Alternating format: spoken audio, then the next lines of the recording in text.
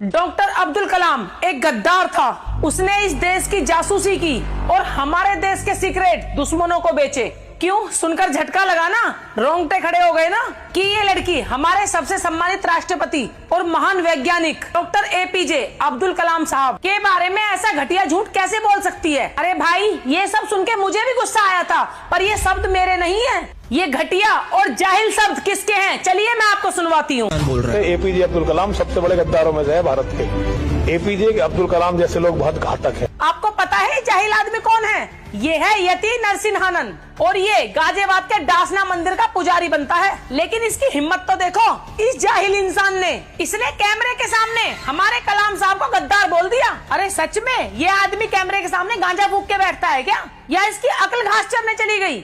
चलिए इस भाई साहब की आज थोड़ी अकल ठिकाने लगाते हैं और इन्हें इतिहास का एक छोटा सा पाठ पढ़ाते हैं। जिन कलाम साहब का नाम लेते हुए आज पूरा देश गर्व से अपना सीना चौड़ा कर लेता है, तुम उनके खिलाफ नफरत भर रहे हो। डॉक्टर कलाम वो इंसान थे जिन्होंने अपना पूरा जीवन इस देश की मिट्टी को मजबूत करने में लगा दिया था। अब्दुल कलाम साहब को मिसाइल मैन ऐसे ही नहीं कहा जाता। भारत को पृथ्वी, अग्नि, त्रिशूल और आकाश जैसी मिसाइलें किसने दी?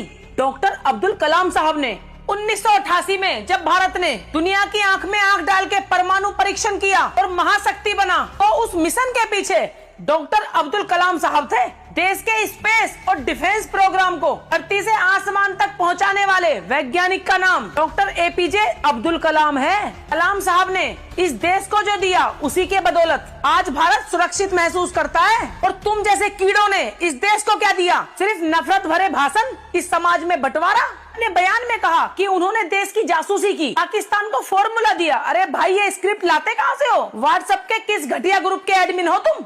कलाम साहब तो वो इंसान थे राष्ट्रपति पद से हटने के बाद भी एक छोटे से सूटकेस के साथ विदा हुए थे। उनकी पूरी संपत्ति, उनकी किताबें और उनका ज्ञान था।